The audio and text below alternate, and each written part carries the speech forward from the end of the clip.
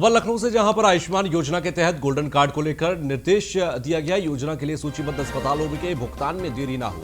योजना का दायरा बढ़ाने पर योगी सरकार कर रही है विचार। योजना के लाभार्थियों के चयन पर किया जा रहा है विचार। गोल्डन कार्ड बनाने की प्रक्रिया में तेजी लाने के भी निर्देश दिए गए हैं। योजना के लिए सूचीबद्ध अस्पतालों के भुगतान में देरी ना हो। आयुष्मान योजना के तहत गोल्डन कार्ड को लेकर भी निर्देश दिए गए। योजना के लाभार्थियों के चयन पर भी विचार किया जा रहा है। तो योजना के लिए सूचीबद्ध अस्पतालों के भुगतान में देरी ना हो, सीएम की तरफ से कहा गया। तो आयुष्मान योजना के तहत गोल्डन कार्ड को लेकर भी निर्देश दिए गए। आयुष्मान योजना के तहत ये गोल्डन कार्ड देने के निर्देश हैं। योजना के लिए सूचीबद्ध अस्पतालों के भुगतान ही ना हो।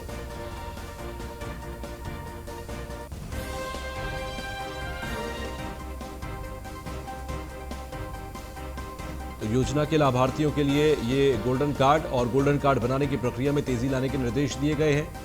तो आयुष्मान योजना के तहत गोल्डन कार्ड को लेकर ये निर्देश दिए गए। आयुष्मान योजना सभी को, जो तमाम जरूरतमंद हैं, गरीब हैं, उन सभी को उनके स्वास्थ्य की गारंटी देने की एक योजना है। उनके मुफ्त के इलाज की एक योजना 5 लाख तक के, और गोल्डन कार्ड बनाने पर अब ये और तेजी से प्रक्रिया लाने की बात की गई है। इसके वाजपेयी हमारे साथ जुड़ गए हैं। वाजपेयी, गोल्डन कार्ड को लेकर सीएम योगी आदित्यनाथ ने निर्देश दिए। गोल्डन कार्ड कैसे फायदा पहुंचाता है और ये किस तेजी के साथ अब और बनाए जाएंगे? बिल्कुल, निश्चित तौर पर प्रधानमंत्री आयुष्मान योजना है, जिसमें प्रत्येक परिवार के सदस्य को 5 लाख रुपए का बीमा है, जिसमें 5 लाख रुपए तक का इलाज वो किसी भी अस्पताल में जो आयुष्मान के तहत रजिस्टर्ड है उसमें करा सकते हैं। उसका पैसा भारत सरकार भरती है अपनी आयुष्मान योजना के तहत। उसको लेकर ये गोल्डन कार्ड बनते हैं, जिसको लेकर सीएम योगी आदित्यनाथ ने कल निर्देश जारी किए हैं कि जो भी गोल्डन कार्ड है उसको बनाने में तेजी लाई जाए, इसका दायरा बढ़ाया जाए। क्योंकि अभी तक क्या था कि जो परिवार है, पूरे परिवार के प्रत्येक यूनिट पर 5 लाख रुपए के इलाज की व्यवस्था थी, लेकिन अब सीएम योगी आदित्यनाथ उसको बढ़ाने पर विचार कर रहे हैं कि और कितने लोगों को इसमें शामिल किया जा सकता है। साथ ही साथ जो नेशनल फूड सिक्योरिटी एक्ट है उसके तहत लाभार्थियों के चयन को बढ़ाया जाए। जो दूसरे लाभार्थी हैं, चाहे वो अंत्योदय कार्ड के हों या अन्य जो गरीबी रेखा के नीचे जीवन यापन कर रहे हैं, ऐसे लोगों को इस गोल्डन कार्ड सुविधा में शामिल किया जाए ताकि उनका इलाज पूरी तरीके से प्रदेश भर में मुफ्त हो सके। साथ ही साथ जो हॉस्पिटल्स हैं, बहुत सारे ऐसे हॉस्पिटल्स हैं जो निजी हैं और जो इस आयुष्मान योजना के तहत रजिस्टर्ड नहीं है, उनको भी इसमें शामिल किया जाए ताकि अगर वहां पर कोई मरीज इलाज कराने पहुंचता है तो ऐसी स्थिति में उसका इलाज भी मुफ्त इस योजना के तहत हो सके।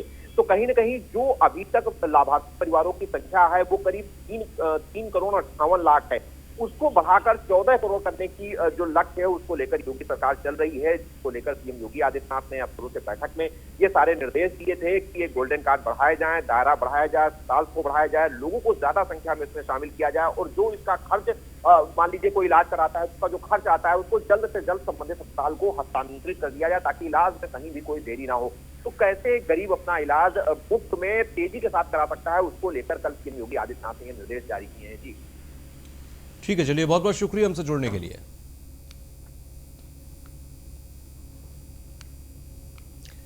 तो गोल्डन कार्ड बनाने की प्रक्रिया में तेजी लाने के निर्देश सीएम योगी आदित्यनाथ की तरफ से दिए गए। आयुष्मान योजना के तहत ये गोल्डन कार्ड अब तेजी के साथ बनाए जाएंगे।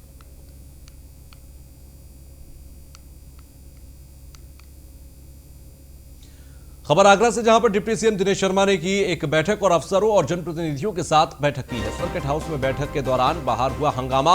ज्ञापन देने पहुंचे थे करणी सेना और क्षत्रिय महासभा के पदाधिकारी। आगरा पुलिस ने सभी को गेट पर ही रोक लिया।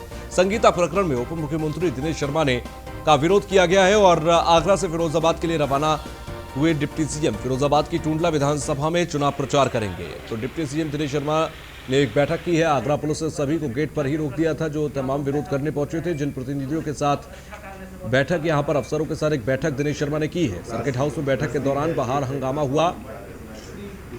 आपको बता दें, डिप्टी सीएम की इस बैठक के बाहर, यानी कि जिस जगह ये बैठक हो रही थी वहां पर बाहर हंगामा किया जा रहा था। डिप्टी सीएम दिनेश शर्मा ने यहाँ पर बैठक की। तो अफसरों और जनप्रतिनिधियों के साथ दिनेश शर्मा की तरफ से बैठक की गई।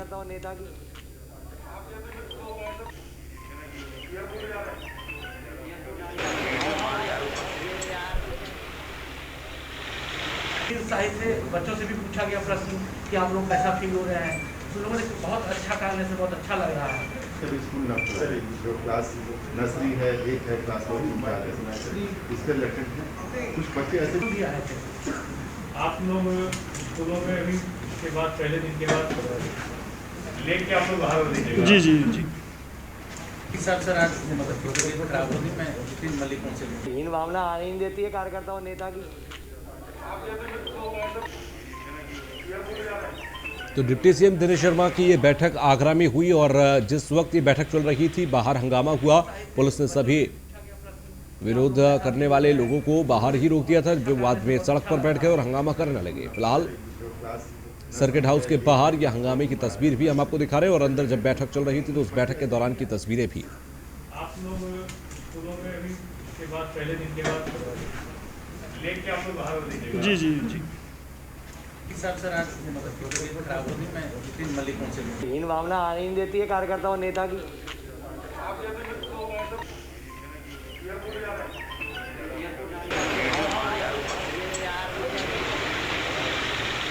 उत्साहित थे, बच्चों से भी पूछा गया प्रश्न कि आप लोग कैसा फील हो रहे हैं, तो लोगों ने बहुत अच्छा करने से बहुत अच्छा लग रहा है। तो वहीं विकास दुबे की पत्नी पहुंची प्रवर्तन निदेशालय। दोनों बेटों और वकीलों के साथ पहुंची प्रवर्तन निदेशालय। ऋचा दुबे को पिछले दिनों भेजा गया था ईडी का नोटिस। ईडी करेगी विकास दुबे की पत्नी ऋचा दुबे से पूछताछ। तो विकास दुबे की पत्नी और दोनों बेटों और वकीलों के साथ पहुंची प्रवर्तन निदेशालय। आपको बता दें कि ऋचा दुबे को पिछले दिनों भेजा गया था ईडी का नोटिस और विकास दुबे की पत्नी प्रवर्तन निदेशालय पहुंची। ईडी करेगी विकास दुबे की पत्नी ऋचा दुबे से पूछताछ। वाजपेयी समेत लगाई है।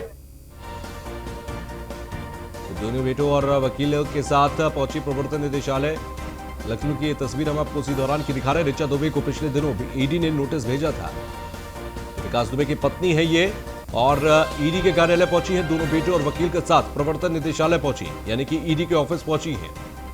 तो विकास दुबे की पत्नी पहुंची ईडी के ऑफिस और ईडी ने नोटिस भेजा था, जिसके एवज में ये यहां पहुंची है दोनों बेटों के साथ और वकील के साथ। ऋचा दुबे को पिछले दिनों ईडी का नोटिस भेजा गया था। ईडी करेगी विकास दुबे की पत्नी ऋचा दुबे से पूछताछ।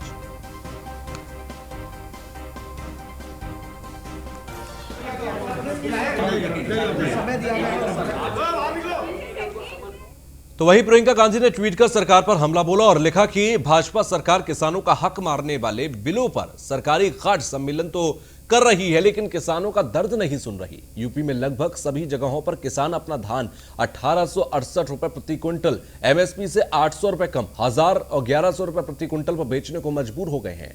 ऐसा तब है जब एमएसपी की गारंटी है। सोचिए जब एमएसपी की गारंटी खत्म हो जाएगी तब क्या होगा।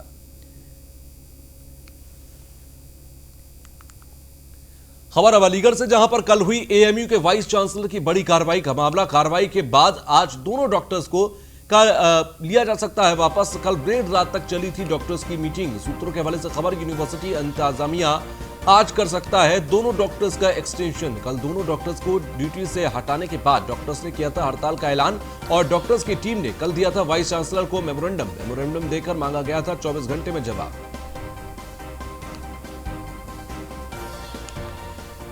तो यहां एक छोटा सा ब्रेक ले रहे हैं, ब्रेक के बाद फौरन लौटेंगे।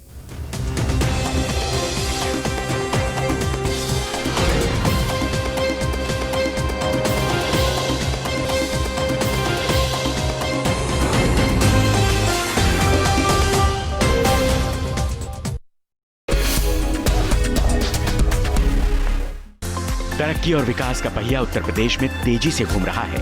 कोरोना काल में सीएम योगी आदित्यनाथ के संकल्पों की बदौलत सूबे में विकास कार्य तय समय सीमा में संपन्न हुए। जिलों के समग्र विकास के लिए सभी 18 मंडलों की समीक्षा बैठक हो चुकी है, जिसमें सीएम योगी ने खास दिशा निर्देश दिए। प्रदेश सरकार बिना भेदभाव के विकास की योजनाओं का लाभ हर एक नागरिक तक बिना भेदभाव के देने के लिए पूरी प्रतिबद्धता के साथ कार्य कर रही है। आत्मनिर्भर भारत के तहत सीएम योगी ने स्मार्ट सिटी, अमृत योजना, हर घर नल योजना, यूनिवर्सिटी और मेडिकल कॉलेज, एयरपोर्ट, एक्सप्रेसवे के विकास के साथ कृषि और पर्यटन जैसे विकास परियोजनाओं की प्रगति को जांचा परखा। सीएम योगी ने वीडियो कॉन्फ्रेंसिंग के जरिए इन मंडलीय समीक्षा बैठकों से सूबे के विकास पर नजर रखी और आला अधिकारियों के साथ जनप्रतिनिधियों की जवाबदेही तय की। विकास हम सब की प्राथमिकता होनी चाहिए और विकास के माध्यम से ही हम लोग एक व्यापक परिवर्तन आम जनमानस के मन में दे सकते हैं। पर्यटन का विकास, राजस्व में बढ़ोतरी और नए रोजगार अवसरों का सृजन मंडलीय समीक्षा बैठक के मुख्य एजेंडों में शामिल रहा। कम समय में सीएम योगी ने साबित कर दिया कि अगर पूरी ईमानदारी और लगन के साथ विकास कार्यों को अंजाम दिया जाए तो किसी भी राज्य की तस्वीर को बदला जा सकता है। Roop Mantra Ayurvedic face cream and face wash. इसकी आयुर्वेदिक देखभाल आपको दे pimples, wrinkles, blackheads, dull skin और डेड स्किन जैसी हर प्रॉब्लम से रिलीफ।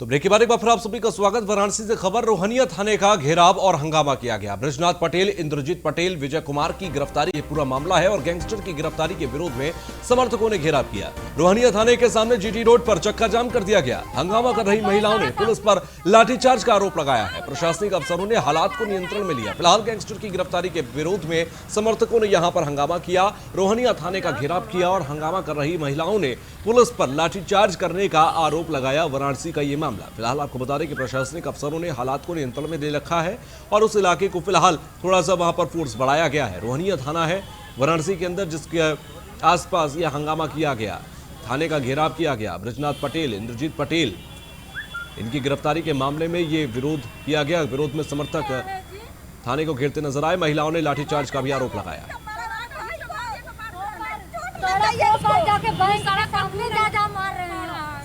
कुछ अभियुक्तों द्वारा अवैध शराब का भारी मात्रा में निष्कर्षण किया जा रहा था, जिस पे पुलिस ने दबिश देके 3 अभियुक्तों के खिलाफ मुकदमा कायम किया था, जिसमें धारा 272, 60 और 63 आबकारी एक्ट में कायम हुआ था। चूँकि ये व्यावसायिक रूप से और जहरीली शराब का निर्माण किया जा रहा था, इसी में पुलिस ने इनके खिलाफ गैंगस्टर एक्ट में कार्यवाही की है, जिसमें आज रात को दबिश देके 3 अभियुक्तों को गिरफ्तार किया गया था। अभियुक्तों के समर्थन में कुछ महिलाएं और पुरुष थाने पे सुबह आके हंगामा करने लगे, जिसमें पुलिस ने समझा बुझा के सबको वापस भेजा है।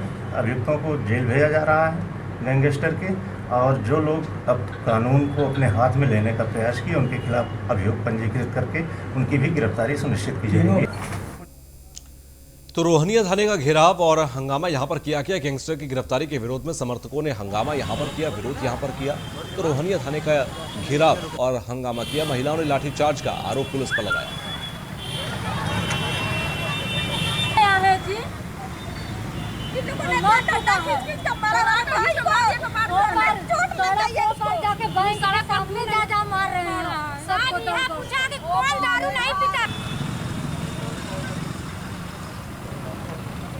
हर जा समन्वा से हटा।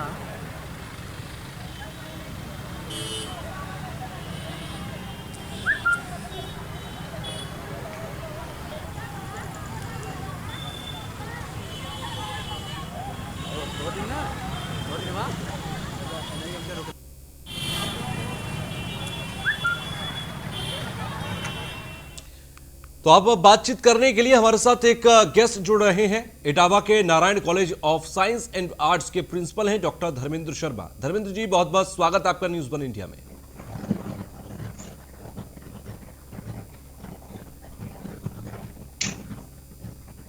धर्मेंद्र जी, मेरी आवाज आप तक पहुंच रही है?